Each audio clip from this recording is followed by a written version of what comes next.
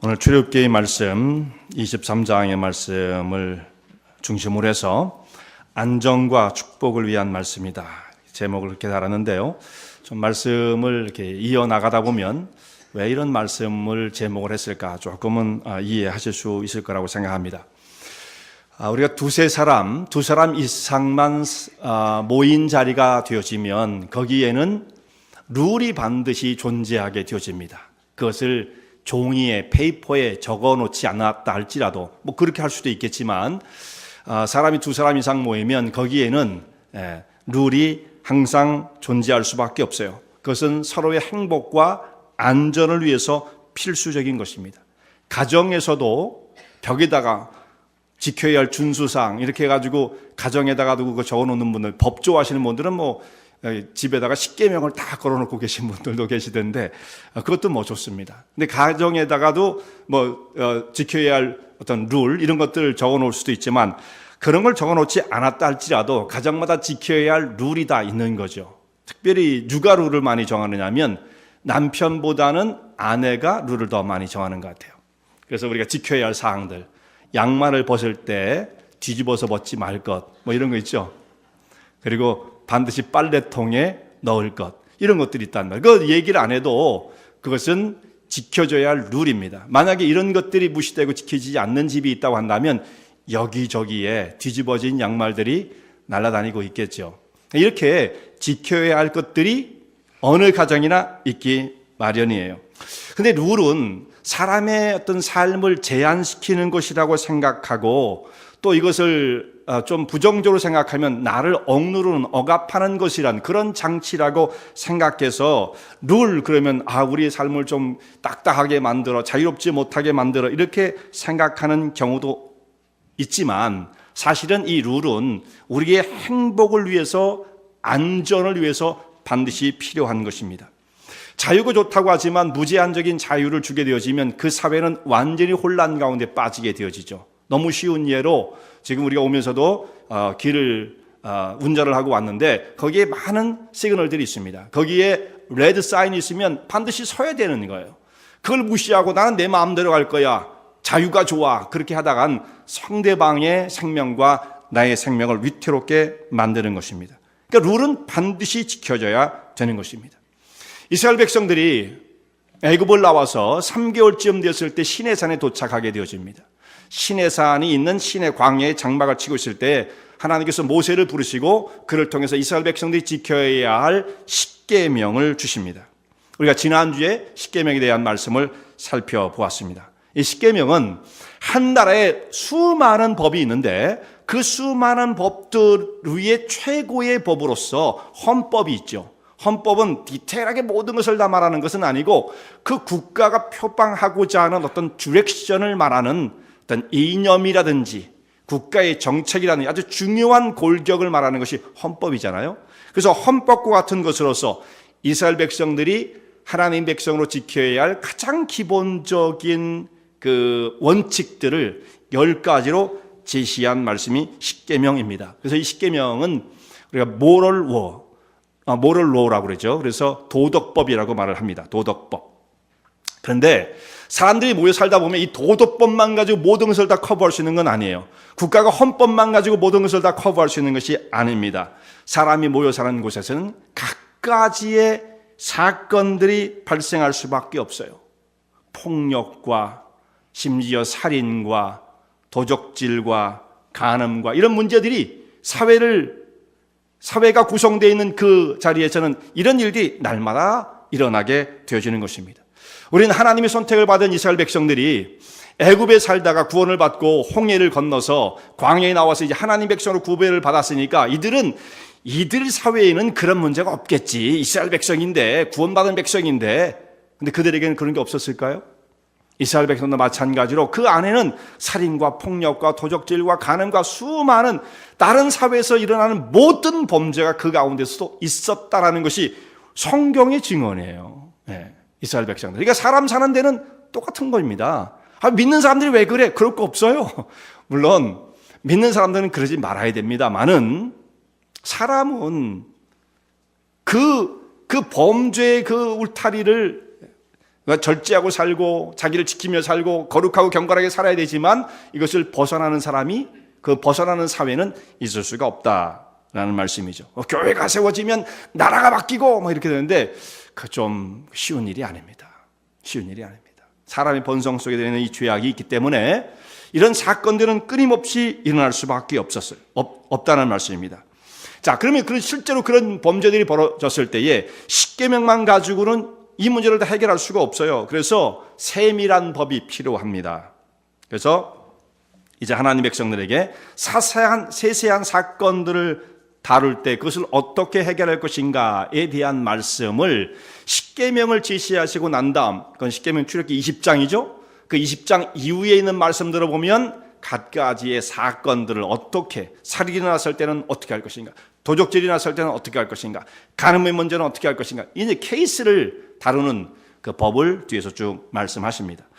21장, 22장, 23장 그리고 24장까지 이 말씀들이 쭉 나오게 되어지는데 그 중에서 중요한 말씀들을 선택적으로 몇 가지를 오늘 상고하고자 합니다. 이 법 가운데 우리 눈을 끄는, 관심을 끄는 말씀이 한 군데가 나오는데요. 21장에 있는 말씀을 보면 21장 24절에 이런 말씀이 있어요. 21장, 우리가 본문은 23장을 읽었습니다만 21, 22, 23장이 석장에 있는 말씀들을 선택적으로 살펴보게 될 것입니다. 21장 24절 말씀 보면 이런 말씀이 있죠. 눈에는 눈, 이에는 이, 손에는 손, 발에는 발, 데운 것은 데운 것으로, 상한 것은 상한 것으로 갚으라, 이런 말씀이 나옵니다. 이 결국은 무엇을 의미하는 것인가?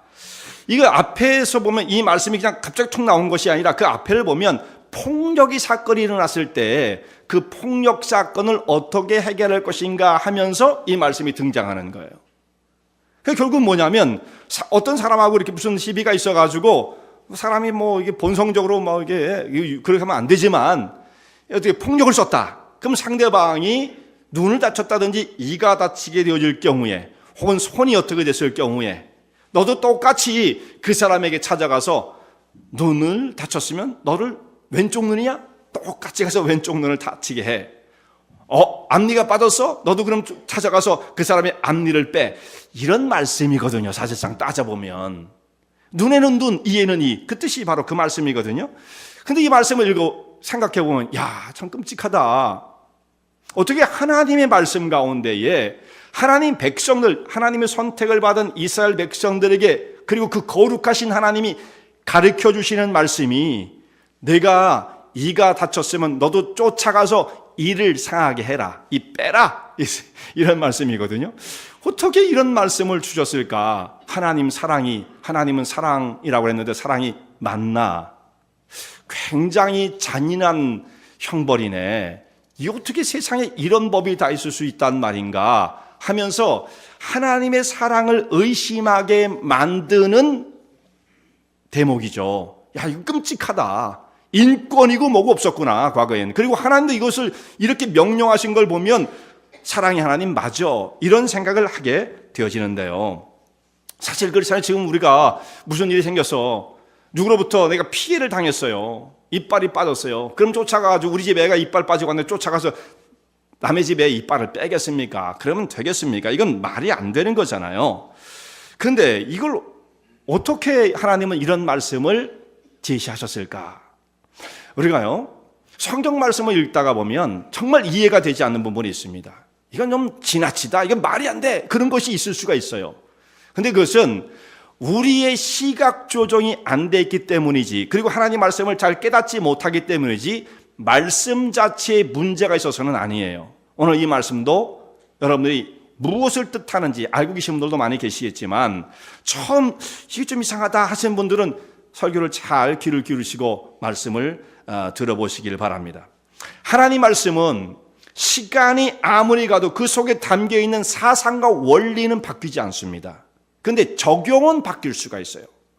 적용은 시대에 따라서 달라지게끔 되어집니다. 그러니까 법이라는 것은 그렇습니다. 헌법이라고 아까 모럴로라고 그 도덕법인 십계명의 이 말씀은 바뀌지 않아요. 어떤 시대가 된다 할지라도 살인하는 거 당연히 하지 말아야 되는 거죠. 이것 자체는 바뀔 수가 없어요. 그러나 그 뒤에 나오는 법조항들은 시간의 감에 따라서 얼마든지 바뀔 수가 있는 것입니다. 그럼 여러분들 이렇게 생각하시겠죠?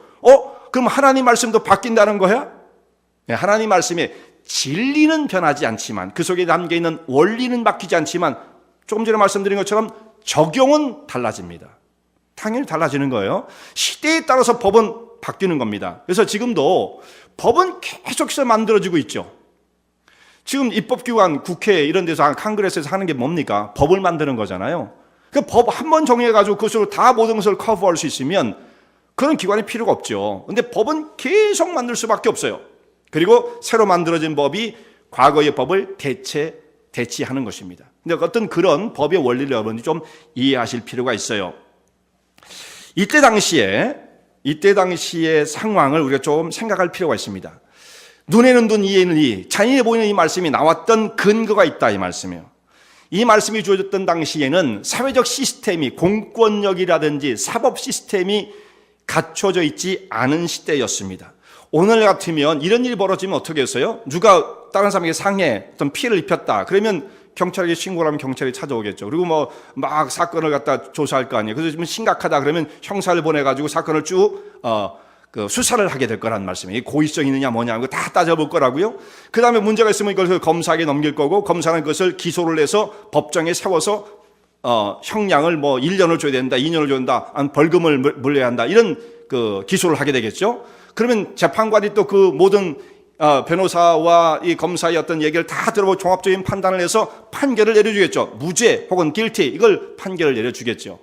자, 이런 시스템이 갖춰져 있으면 그 사람들이 하면 되는 거예요. 근데 이 당시에는 이런 시스템이 전무했던 시대였습니다. 결국은 이 문제를 해결하기 위해서, 어떤 피해를 받았을 때 해결하기 위해서는 본인이 나설 수밖에 없는 것이고, 결국은 그 주변에 있는 가족들이 나설 수밖에 없는 것이고, 이렇게 일이 진행되다 보면 나중에 여러분 우리가 그런 얘기 하잖아요. 아이 싸움이 어른 싸움 된다 그러지 않습니까? 이게 주로 그런 겁니다. 조그만 것으로 시비가 되었는데 나중에 보면 가족과 가족이 붙어가지고 원수지간이 되어버리고요. 여기서 해결이 안 되면 어디까지 가느냐? 동네와 동네, 저쪽 동네 가서 맞고 왔대.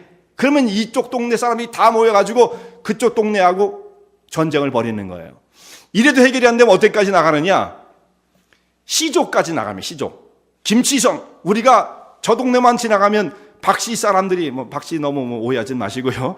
김씨를 갖다 못 살게 굴어. 그럼 김씨가 다 모여가지고 박씨와 한번 대결을 벌여가지고 전쟁을 하는 거예요. 그러면 사실 이 부러진 게 그렇게 간단한 건 아니지만, 이거 해결하려다가 시족과 시족이 전쟁이 붙어가지고 한 종족이 멸절을 하는, 수천 명이 죽는, 수만 명이 죽는 이런 일이 벌어질 수가 있다는 말씀이죠. 그러니까 하나님께서는 그 일을 하지 못하도록 만드시는 겁니다.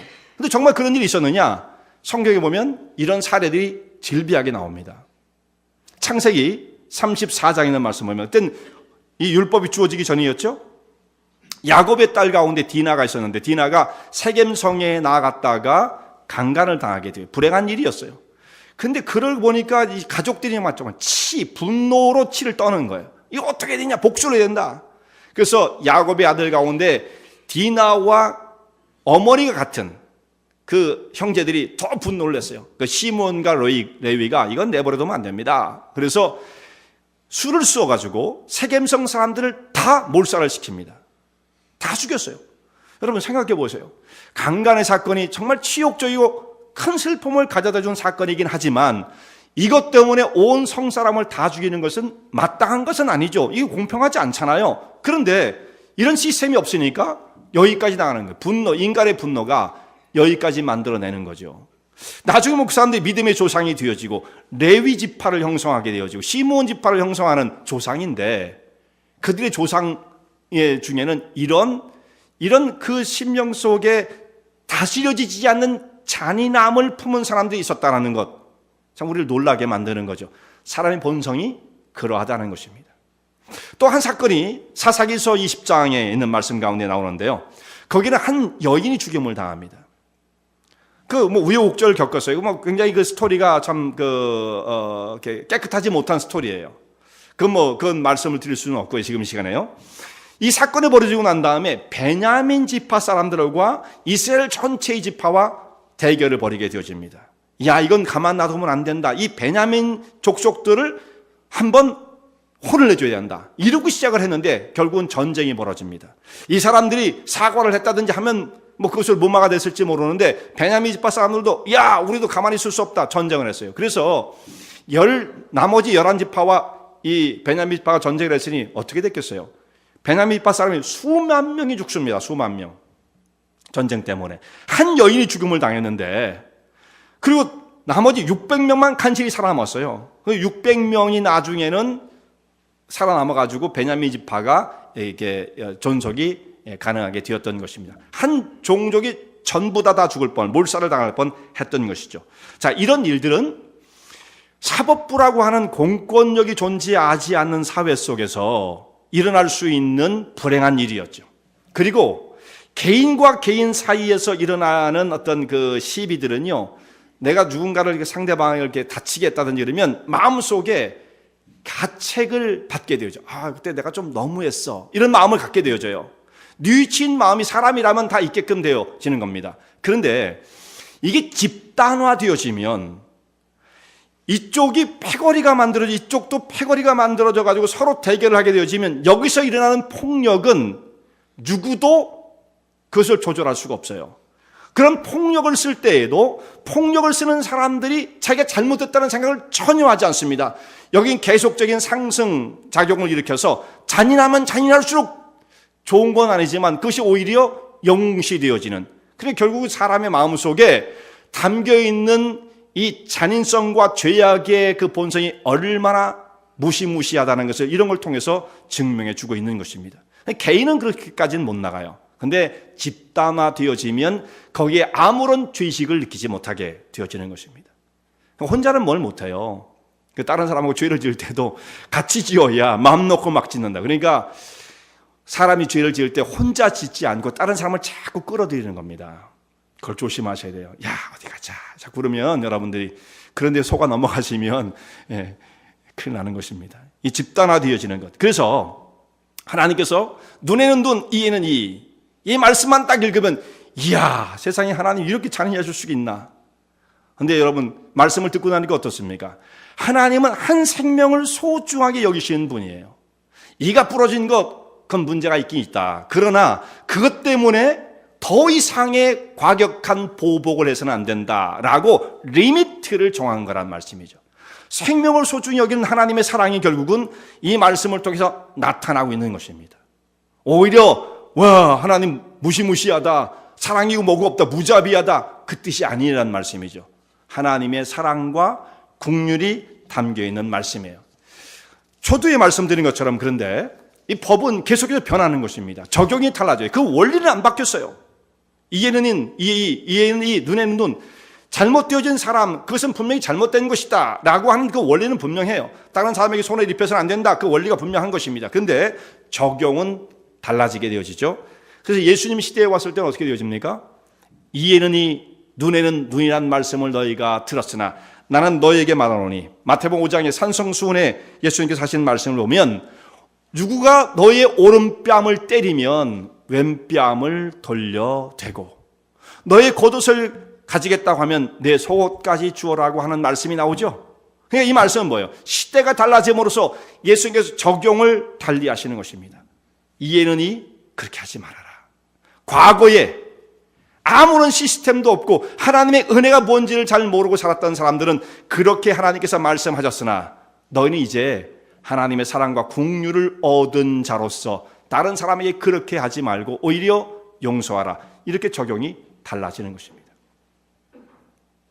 두 번째 있는 말씀을 우리가 생각해 보고자 하는데요. 그것은 22장에 나오는 말씀입니다. 재산 보호에 대한 말씀이에요. 제8계명을 보면은 도적질하지 말라라는 말씀이 나옵니다. 도둑질하지 말아야 되는데 이것을 어기는 사람들이 있다는 말씀이에요. 실제로 이 일이 발생을 하게 되어지면 그 범죄자를 어떻게 처리해야 되는가라고 하는 것을 규정하는 말씀이죠. 성경은 철저하게 개인의 재산을 인정하고 보호합니다. 이 성경에 일관된 말씀이에요. 개인의 재산, 그거 어떻게 돼야 합니까? 내 것은 내 것이고 네 것은 네 것이에요. 근데 간혹 어떤 사람들은 네 것은 내 것이고 내 것도 내 거지 하는 사람이 이 악당 같은 사람들 있잖아요. 좀. 네. 그런 사람들, 사유재산을 정말 인정하지 않으려는 사람이 있어요. 남의 것을 너무 쉽게 생각하는 사람이 있어요. 그 좋은 방법이 아닙니다. 좋은 그 사상이 아닙니다. 자기의 재산이 소중하면 남의 재산도 소중한 거예요. 그게 성경의 말씀이죠. 재산을 보호해 주는 것입니다. 그래서 여기 보면 이런 말씀이 있어요. 양을 도적질하는 사람이 있으면 양은 4배로 갚아라. 소를 도적질하는 사람이 있으면 그 사람은 소는 5배로 갚아라. 이렇게 말씀을 합니다. 소는 더 비싸기 때문에 소를 훔친 것은 중대한 범죄가 돼요. 양도 중대하지만, 그래서 소는 한 배가 더 많습니다. 5배가 되어집니다. 그것은 고가품이기 때문에 감히 어떻게 남의 소의 손을 댈 수가 있느냐 이거죠. 그래서 이런 범죄는 가중처벌을 하는 거예요. 죄가 더 무섭다 이거죠. 벌이 더 무섭다라는 거죠. 이런 생각들이 이미 구약 성경에 들어있다는 것을 보면 참 우리가 놀랍죠. 현대법에도 다 적용이 되어지는 것인데 이미 구약에 이런 원리가 다 담겨 있었습니다. 도적이 뚫고 들어올 때 주인이 그것을 저지하기 위해서 도적을 어떻게 잘못 쳤는데 도적이 죽었다. 이것이 낮에 발생했으면, 밤에 발생했으면 정당방위가 되어집니다만 낮에 발생했으면 이것은 주인에게 죄가 돌아가는 거예요. 완전 살인죄 정도는 아니겠지만 죄가 있는 것입니다. 그래서 밤이면 자기가 위협을 당했기 때문에 피할 수 없었겠지만 낮에는 다른 방법으로 도적을 물리칠 수 있는 방법이 있었는데 과잉하게 대처를 했기 때문에 그 주인에게 죄가 인정된다라는 말씀이죠.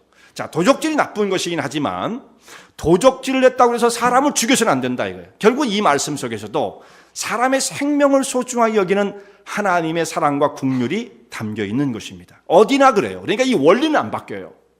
원리는 안 바뀝니다.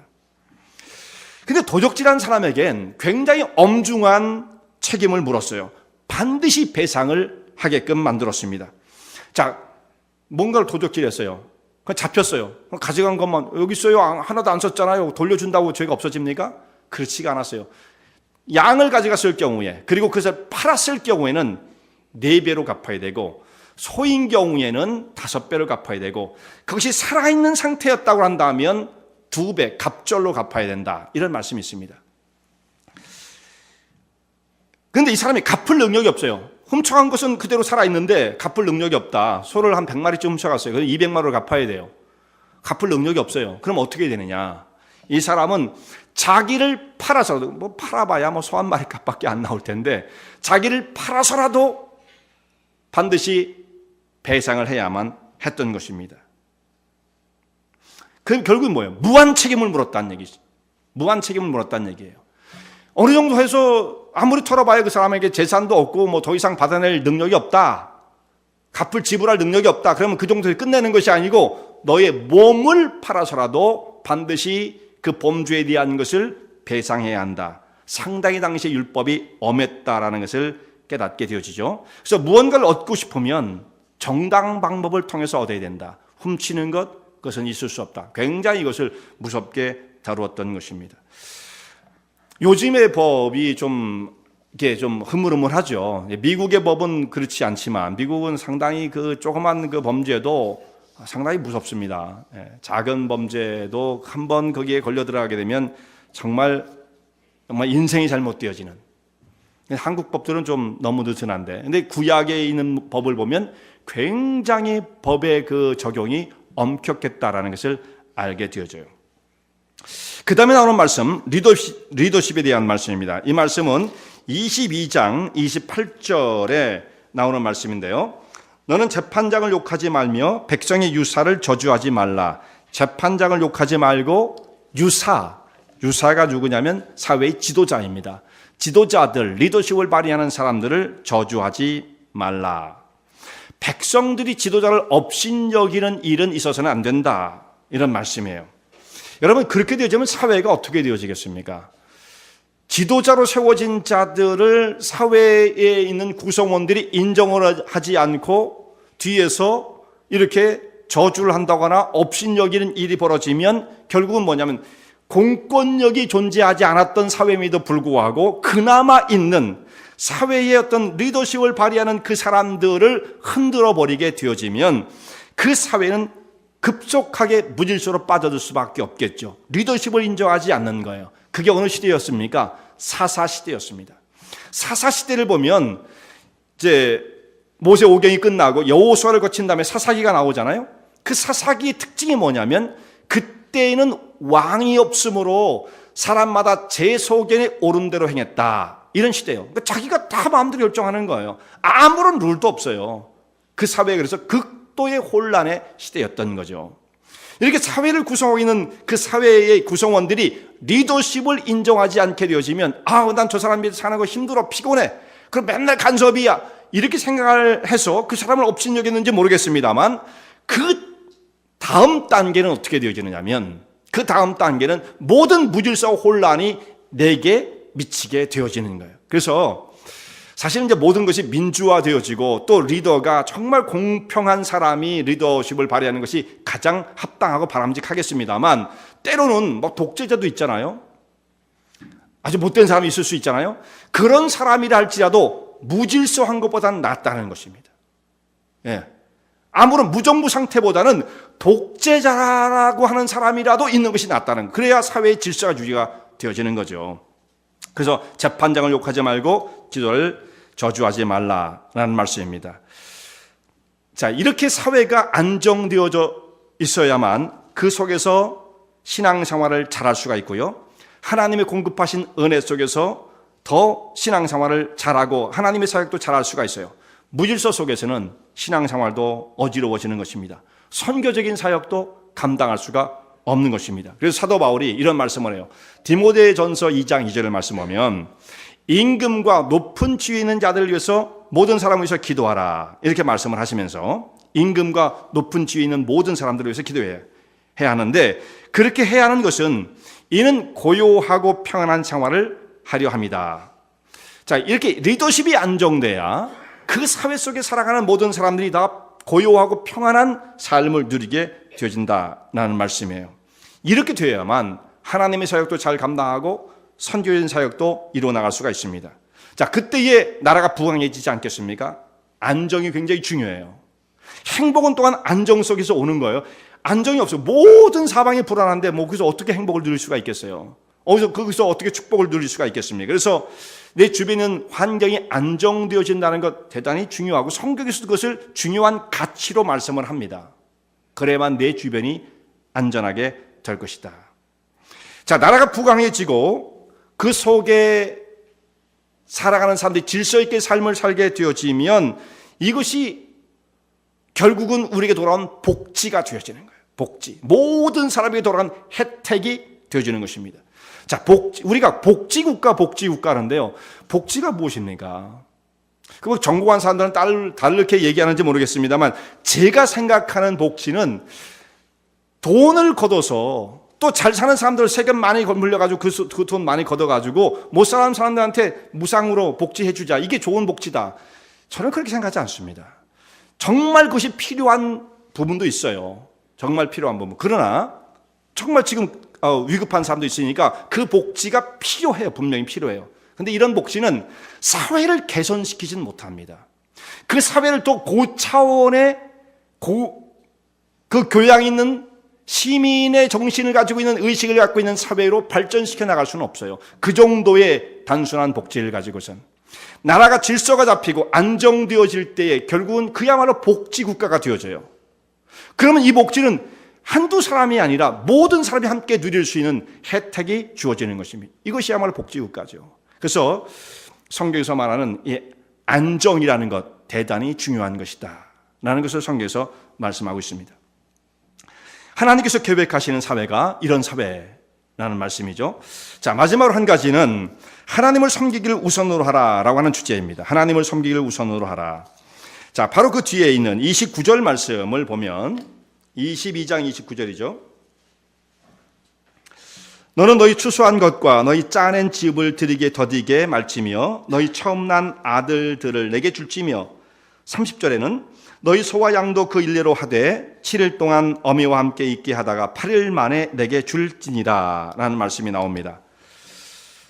자, 추수한 것과 짜낸 집을 하나님께 드리기를 더디게 말라.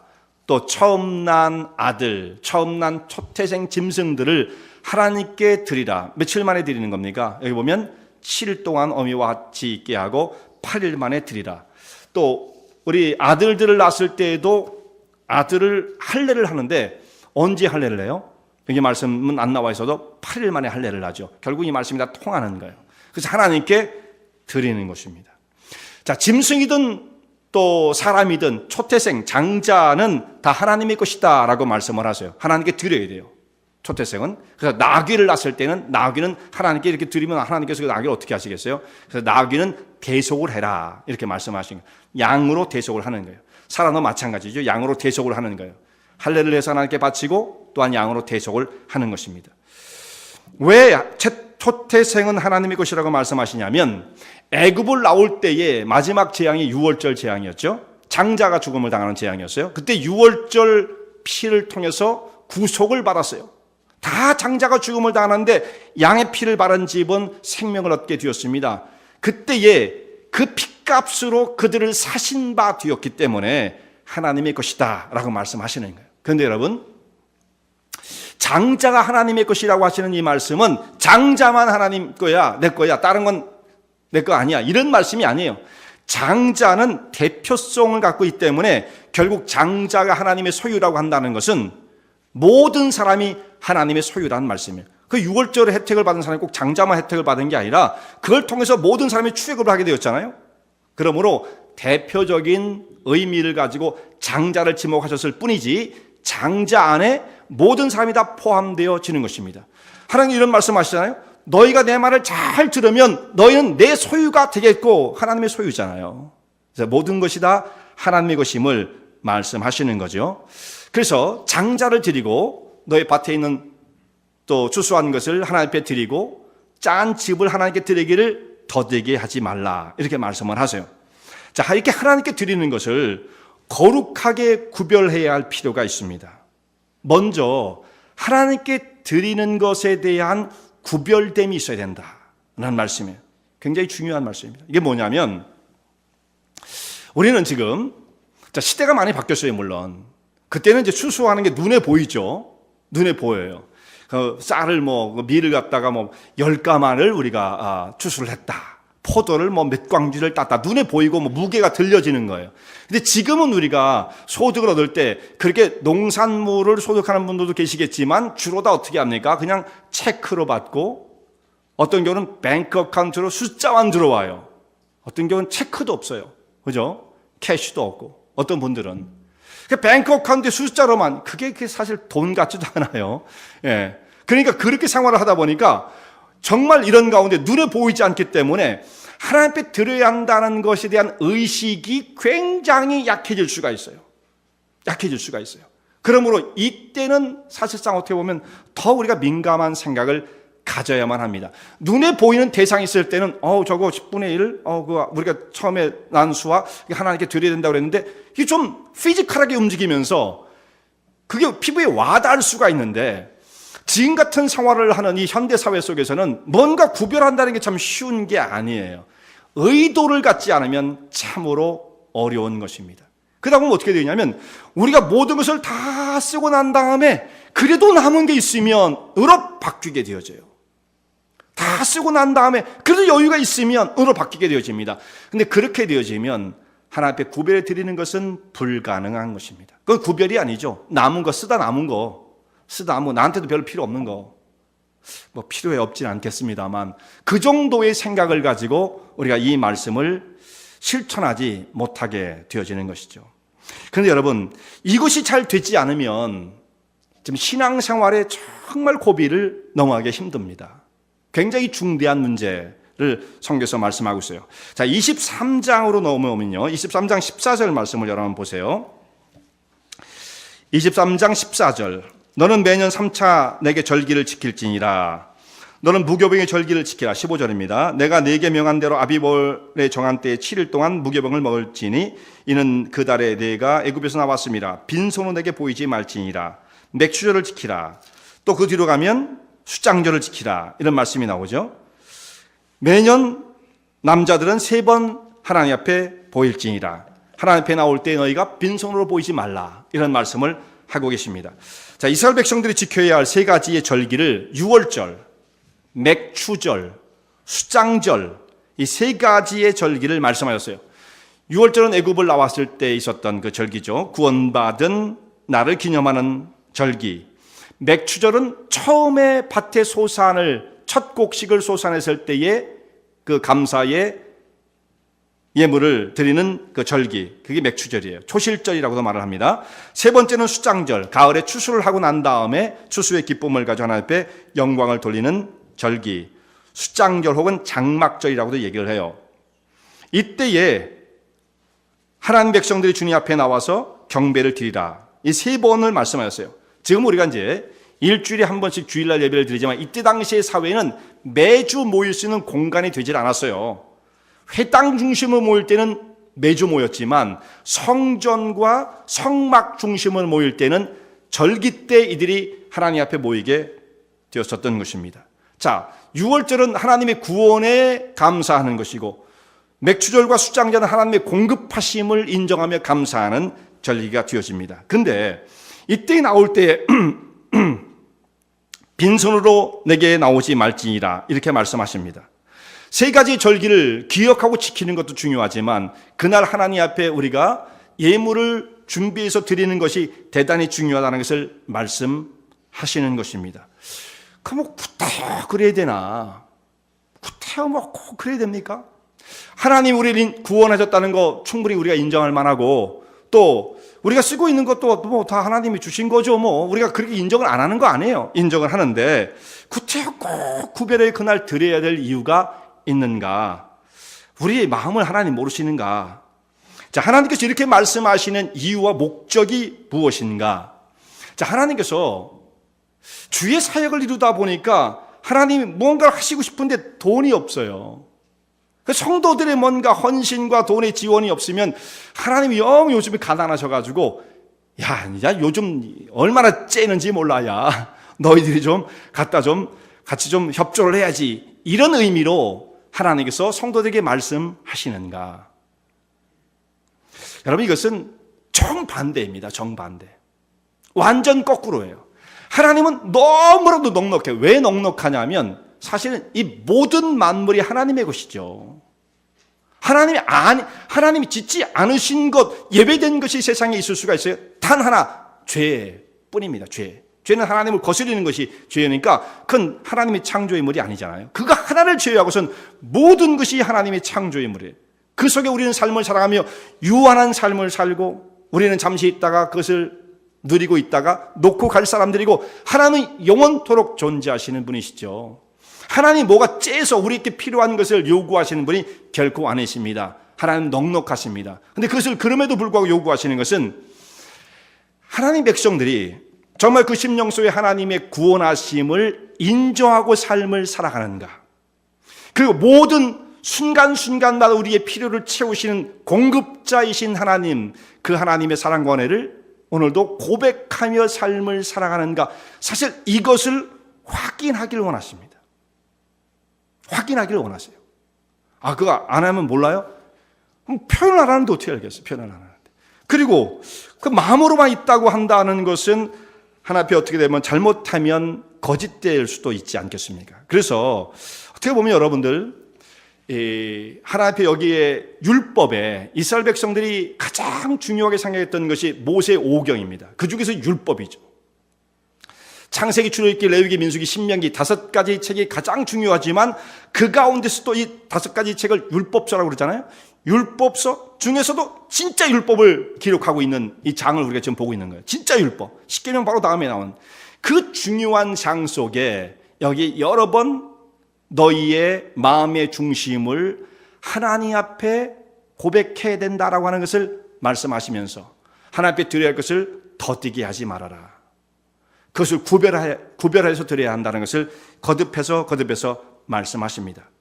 18절, 23장 18절에 있는 말씀 보면은 우리가 읽었던 바로 이제 앞절 말씀이죠. 23장 20절부터 있는데 바로 앞절 보면 너희 토지의 소산에 처음 익은 것, 첫 열매를 하나님께 드리라. 이렇게 말씀하세요. 첫 첫 것이라는 것은 대표성의 원리예요. 이게 똑같아요. 그래서 이 모든 것이 다 하나님의 공급으로 말미암았습니다라는 고백을 가지고 하나님께 드릴 것을 말씀하세요. 이것을 정말 수차례 반복적으로 말씀을 하십니다. 구약성경 읽어보면 이런 말씀이 너무나 많이 나와요. 좀 어떻게 보면 조금 너무 자주 나온다 싶을 정도로 이 말씀이 자주 나옵니다. 이스라엘 백성들은 사실상 하나님 앞에 구별되어 헌신된 백성이었어요. 그럼에도 불구하고 그들에게 계속해서 리마인드할 필요가 있었던 것입니다. 율법적으로. 여러분, 이것을 지키는 것은 그러니까 율법이니까 우리한테는 필요 없겠네요. 여러분 그렇게 생각하십니까? 율법의 적용은 달라질지 모르지만 그 사상과 원리는 하나도 달라지지 않았습니다. 그 사상과 원리는 달라지지 않았습니다. 중요한 것은 그거예요. 정말 하나님께서 성도들의 심령 속에 하나님의 사랑과 구원을 정말 절감하고 있는가? 그리고 모든 공급의 근원자가 주님이신 것을 오늘도 고백하고 사는가? 이것을 하나님께서는 확인하기를 원하신다라는 말씀이에요. 자, 하나님의 주인 되심을 인정하고 살아가는 백성들에게 주께서 약속하시는 바가 있습니다. 이 모든 것을 너에게 더하실 것이다. 너희를 복되게 하실 것이다 라고 말씀하세요. 자, 하나님께서 처음부터 아담과 하와를 지으시고 처음에 말씀하신 바, 지난번에 그런 말씀을 드렸습니다만 제일 먼저 하신 것이 복을 주시는 거였어요. 복을 주시는 거. 그들에게 복을 주시며 가라사대 생육하고 번성하라 땅에 충만하라. 이것도 사실 다 복이잖아요. 생육하고 번성하여 땅에 충만하라. 사실 다 복의 결과지요. 땅을 정복하라. 다 복의 결과죠. 땅을 다스리라. 이 다 하나님의 채우시는 복에 의해서 이루어지는 거죠. 그러니까 하나님께서 하나님 백성들이 더욱더 창대하고 번창하게 되기를 원하시는 것이고요. 그런 능력을 주십니다. 근데 어떤 자에게 그걸 주시겠다고 말씀하시냐면 이 모든 것이 정말 하나님 안에서 지켜지게 되어질 때라는 것을 말씀하시는 거예요. 오늘 그래서 출애굽기 23장에 앞에 있는 쭉 지켜야 할 내용들을 쭉 말씀하시고 난 다음 20절에 들어와서 하나님께서 이와 같은 약속을 주십니다. 너희가 가나안 땅에 들어가 강한 백성들을 물리쳐내고 그 땅을 너희가 소유하게 될 것이다. 그 땅을 차지하는 것만이 다가 아니에요. 그 땅을 너희가 정복하고 그 속에서 삶을 살아갈 때 너희 필요한 모든 것들을 채워주실 것이다. 채워주실 것이다. 소산에 복을 주시고 거기에 있는 물에 복을 주실 것이다 라고 말씀을 하십니다. 또한 한 가지는 너희의 대적에 대해서 내가 대적이 되어줄 것이다. 너희 원수에 대해서 내가 그의 원수가 되어주겠다. 이런 말씀을 하세요. 대신 하나님이 싸워주시겠다는 말씀이죠. 우리 힘으로 이 거친 세상을 어떻게 이기겠습니까? 하나님께서 하나님의 말씀 가운데 거하는 백성들의 대적자가 있다고 한다면 내가 친히 너의 그 대적 앞에서 너를 대신하여 대적이 되어주겠다. 이런 말씀까지 약속해 주십니다. 필요한 것들을 채우시고 복의 복을 더하실 것이라고 약속하십니다. 하나님은 복의 근원 되신 분이십니다. 주의 백성들에게 복을 내려주시기를 원하시는 분이십니다. 이와 같은 은총 속에 삶을 이루시는 주의 종들 되시기 바랍니다.